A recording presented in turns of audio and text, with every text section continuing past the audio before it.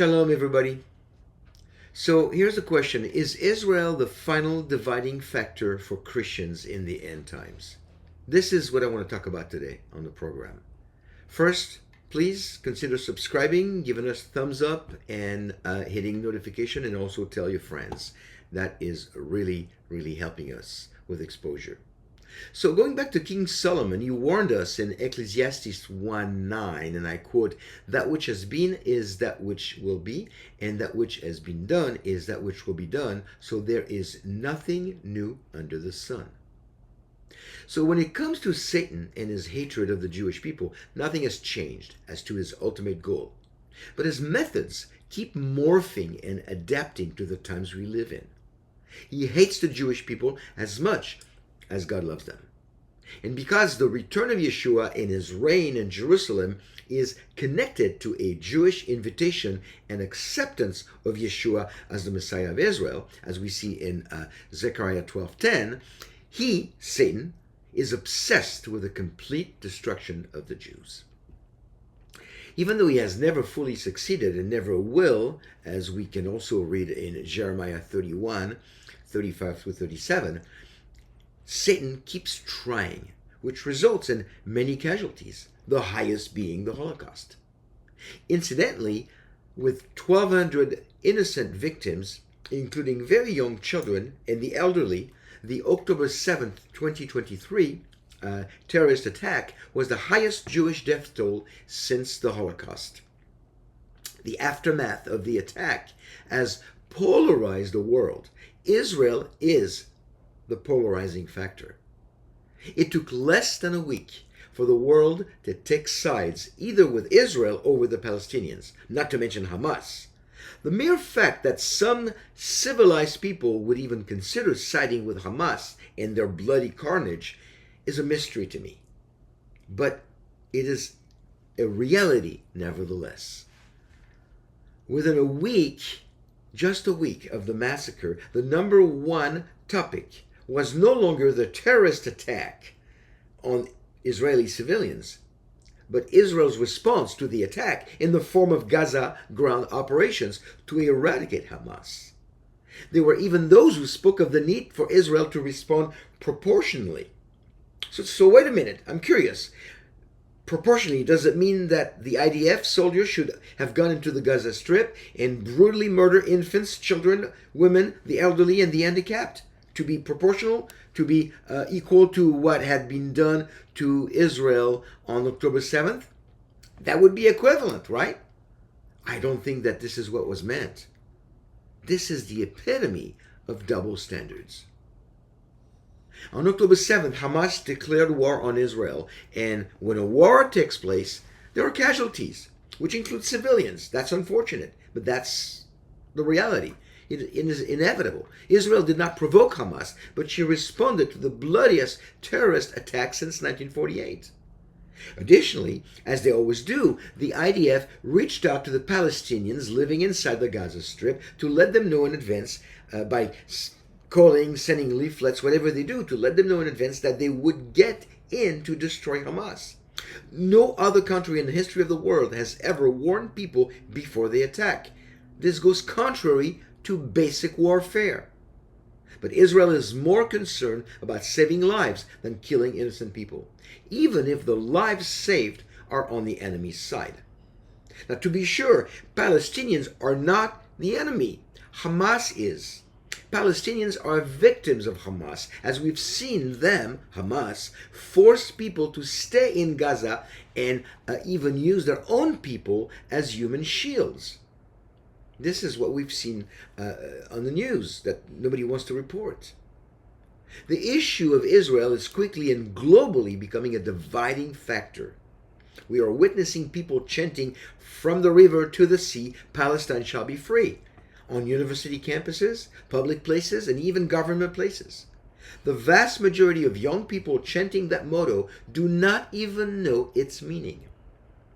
In their search for what they believe is social justice, they become blinded to the truth and misguided by historical revisionism.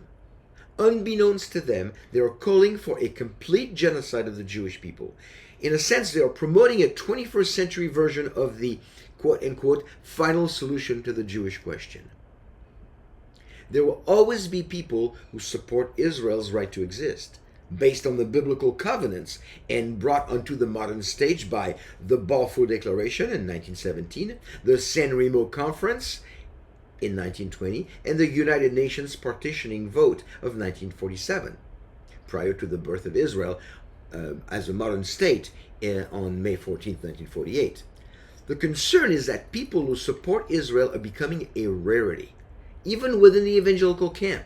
Why are Christians turning their back on Israel?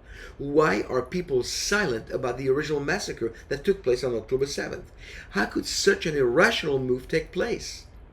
How could the victims become the perpetrators and be called the Nazis of the Middle East? Well, friends, I think the answer can be found in the Bible through the words of the prophet Zechariah. In the end times, which we are quickly approaching, you'd have to agree with me on that, the entire world will gang up against Israel. Zechariah 12:3 says, and I quote, "It will come about in that day that I will make Jerusalem a heavy stone for all the peoples. All who lift it will be severely injured, and all the nations of the earth will be gathered against it." Close quote. Taken literally and in context, this simply means that eventually the whole world will go against the Jews and Israel without exception, at least corporately. It doesn't mean that every single human being will become an enemy of the Jews, but rather that every country and or government will become Israel's enemy, while some of the people within might remain friendly to the Jewish people in a Jewish state. The result will be the same and can be found just a few verses later in the same Zechariah chapter 12 and verse 9, and I quote, "And in that day," God is speaking, "I will set about to destroy all the nations that come against Jerusalem." Close quote. When God vows to avenge Israel and destroy all of her enemies. Now, none of what is happening should come as a surprise to students of the Bible who also take Bible prophecy very seriously, like I do. The world is not falling apart. God's program is falling into place. Israel might increasingly be viewed as a thorn in the flesh of the world and a hindrance to world peace, but God will not be fooled. As we approach the final chapter of history before the return of the Messiah, Israel will undoubtedly become more and more of a pariah on a global scale.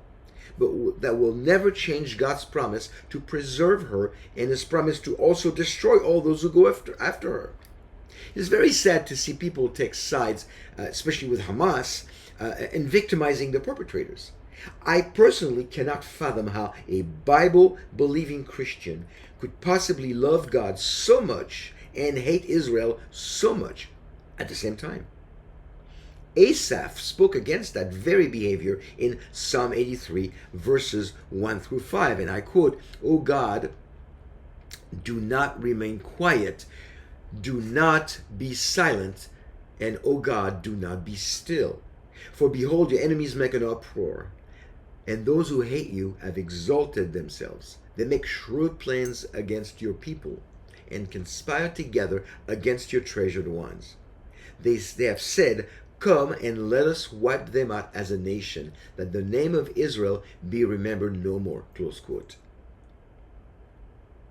"For they have conspired together with one mind against you, they make a covenant." That's the rest of the verse. That's right. If you hate Israel, you hate the God of Israel. As a Christian, you cannot be in God's will to bring him glory and hate his chosen people. As the whole world is becoming increasingly polarized on the issue of Israel, Christians should not hesitate. They should take God's side and be friendly to Israel and the Jewish people.